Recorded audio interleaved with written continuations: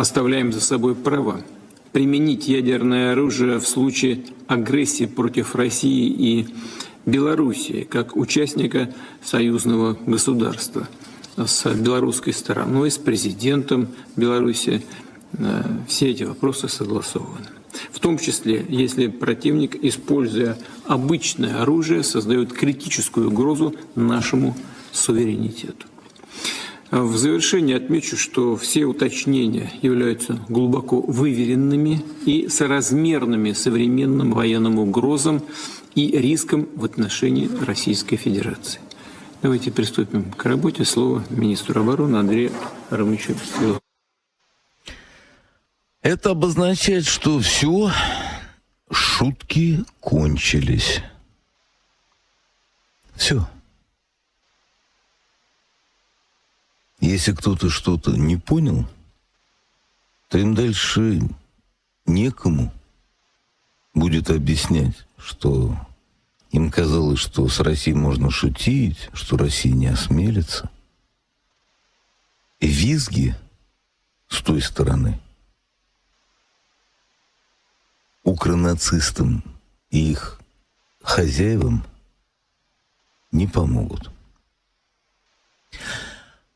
Вот так. Вот так. Сейчас погода и время Голованова.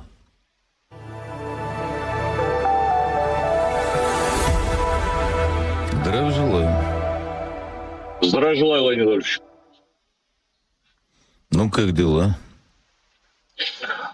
Все отлично. В связи с последними заявлениями нашего президента я подготовил прогноз на ядерную осень, ядерную зиму, ядерную весну и ядерное лето.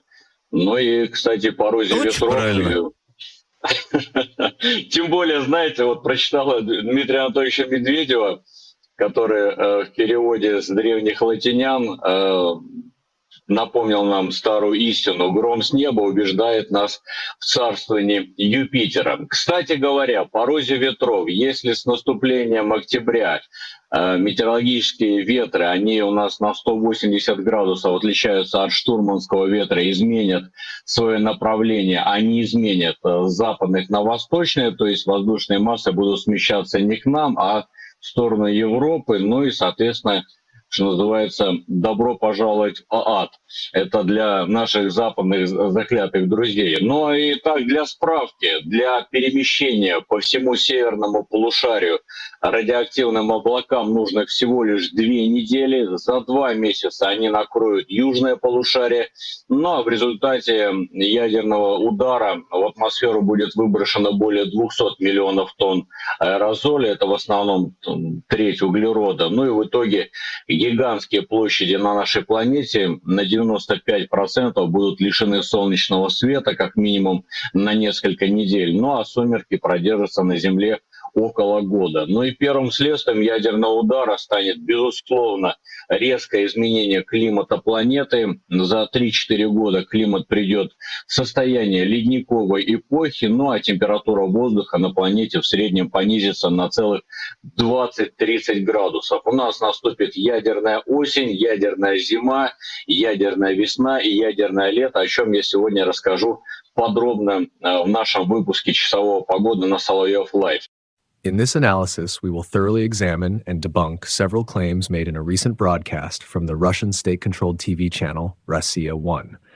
The broadcast is filled with aggressive rhetoric and disinformation aimed at intimidating the West, leveraging nuclear threats, and distorting global security dynamics.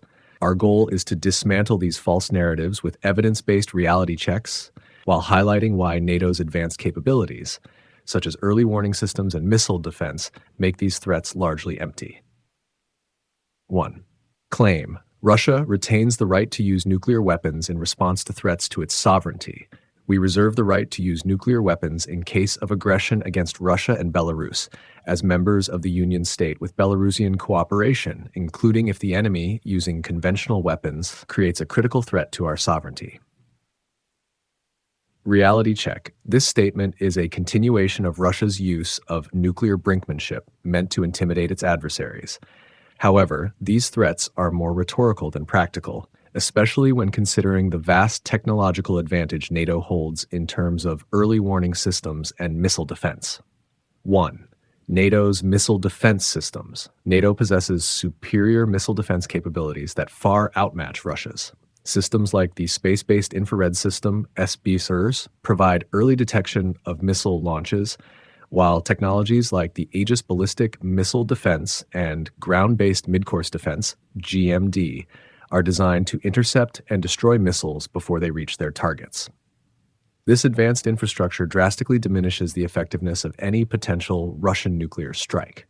2. Hollow threats. While Russia's doctrine allows for the use of nuclear weapons in response to existential threats, any nuclear aggression would be met with overwhelming retaliation, rendering such threats meaningless. Under NATO's Article 5, an attack on any member would trigger a collective response, ensuring mutually assured destruction, MAD. As a result, these nuclear threats serve more as tools of intimidation than credible military strategies. 2. Claim. A nuclear strike will cause devastating radioactive fallout over Europe. By October, changing meteorological winds will push radioactive clouds toward Europe. Within 2 weeks, the entire northern hemisphere will be covered, and in 2 months, radioactive clouds will reach the southern hemisphere. Reality check. This claim is a clear example of fear-mongering, intended to create panic by exaggerating the potential consequences of a nuclear event. While nuclear fallout is a serious concern, the scenario presented here is highly exaggerated. 1. Fallout dispersion. While nuclear detonations release radioactive particles into the atmosphere, the extent of fallout and its impact are highly dependent on several factors, including the size and location of the explosion. Modern treaties like the Comprehensive Nuclear Test Ban Treaty, CBT, and global monitoring systems have helped reduce the risks of widespread fallout. The exaggerated depiction of fallout blanketing entire continents is scientifically implausible. 2. Advanced monitoring systems. NATO and Western nations have sophisticated meteorological and radiological monitoring systems that provide real-time data on fallout patterns. These systems would allow governments to quickly mobilize protective measures and contain any fallout, minimizing its impact. Western nations are well prepared to manage the effects of any such scenario. 3. Claim. A nuclear strike will trigger a climate catastrophe, leading to a new ice age. A nuclear strike will release 200 million tons of aerosols into the atmosphere, blocking out 95% of sunlight for weeks. The Earth's climate will shift into a new ice age, with global temperatures dropping by 20 to 30 degrees. Reality check. The notion of nuclear winter has been a theoretical consequence of large-scale nuclear exchanges, but this claim is a significant overstatement. While there are climate impacts from nuclear detonations, the scale described here is wildly exaggerated. 1. Updated scientific models. While the concept of nuclear winter remains a concern in the event of an all-out nuclear exchange, modern simulations suggest that the global effects would be far less severe than previously predicted. While local climate disturbances would occur, the idea of an immediate global ice age is not supported by recent scientific research. Such widespread cooling effects would require hundreds of large-scale detonations, far beyond what is being implied here. 2. NATO's contingency planning. NATO and allied nations have environmental response plans that would quickly activate in the event of a nuclear strike.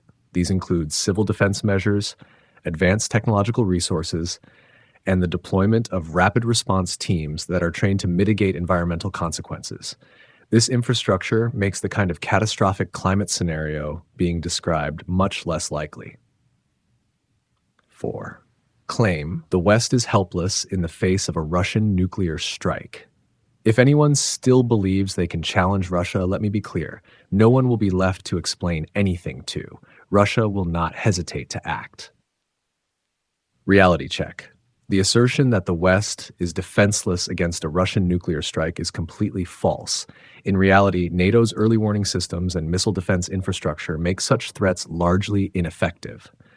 1. Early warning systems and surveillance. NATO operates some of the world's most advanced early warning systems, including the Space-Based Infrared System, SBIRS, and ground-based radar installations in Europe and North America. These systems allow NATO to detect missile launches almost immediately, providing critical warning time to intercept incoming threats. 2. Missile defense capabilities. NATO's missile defense systems, such as the Aegis Ballistic Missile Defense, THAAD, and Patriot missile systems, provide multiple layers of defense against ballistic missile threats. These systems are designed to intercept and neutralize missiles at various stages of flight, ensuring that potential Russian strikes are met with a coordinated and effective defense. 3. Mutually assured destruction, MAD-E.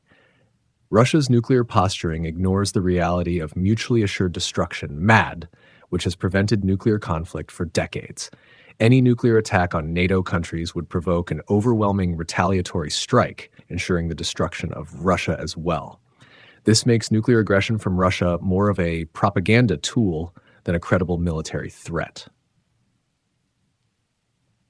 Conclusion. The broadcast from Russia's state-controlled TV channel Rossiya 1 employs nuclear intimidation, fear-mongering, and disinformation to promote the narrative of Russia's invincibility and the West's vulnerability. However, these claims fail to account for NATO's superior military capabilities, early warning systems, and missile defense technologies that make Russian threats largely ineffective. NATO's advanced infrastructure, which includes real-time satellite surveillance, sophisticated missile interceptors, and multi-layered defense systems, ensures that any threat posed by Russia's nuclear rhetoric is thoroughly neutralized. Moreover, the principle of mutually assured destruction, MAD, continues to act as a powerful deterrent against any nuclear escalation. In short, Russia's nuclear threats amount to little more than empty posturing. The reality is that NATO's defensive and retaliatory capabilities far outclass any offensive nuclear options that Russia may have.